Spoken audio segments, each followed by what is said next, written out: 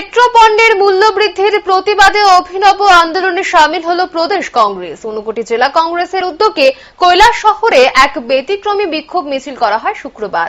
এদিন আয়োজিত বিক্ষোভ মিছিলের নেতৃত্বে ছিলেন প্রাক্তন বিধায়ক বীরজিৎ সিনহা। তিনি রিকশা চালিয়ে বিক্ষোভ প্রদর্শন করেন। এতে ছিলেন ঊনকোটি জেলা কংগ্রেস সভাপতি মোহাম্মদ বদরুজ্জামান সহ আরো অনেকে। বিক্ষোভ মিছিলটি বিকাল 3:30টায় কৈলাসহর শহরস্থিত জেলা কংগ্রেস ভবন থেকে শুরু হয়ে কৈলাসহরের বিভিন্ন পথ পরিক্রমা করে ফের জেলা কংগ্রেস ভবনের সামনে এসে এক পথসভায় মিলিত হয়।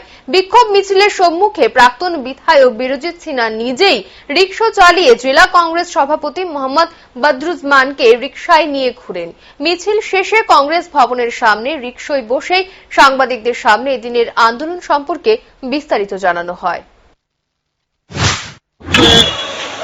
বিজেপি ক্ষমতা আসার পর থেকে নিত্য প্রয়োজনীয় জিনিসের যে হারে বৃদ্ধি পেয়েছে, সাধারণ মানুষ এখন নাজেহাল। এই একটা কার্টুনটি আপনারা দেখতে পারেন যে মনমোহন সিংয়ের সময় পেট্রোলের দাম কত ছিল, মোদি জামানায় কত।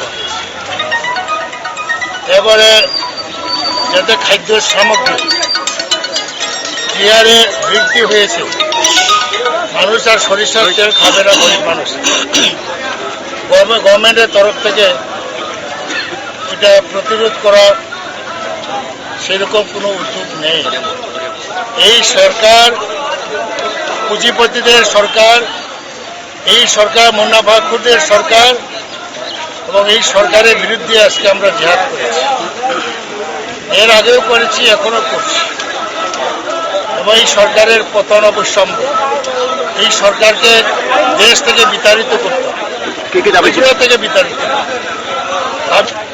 যে খাদ্য আগেই বললাম, জিনিসের দাম হু হু করে বৃদ্ধি পেয়েছে।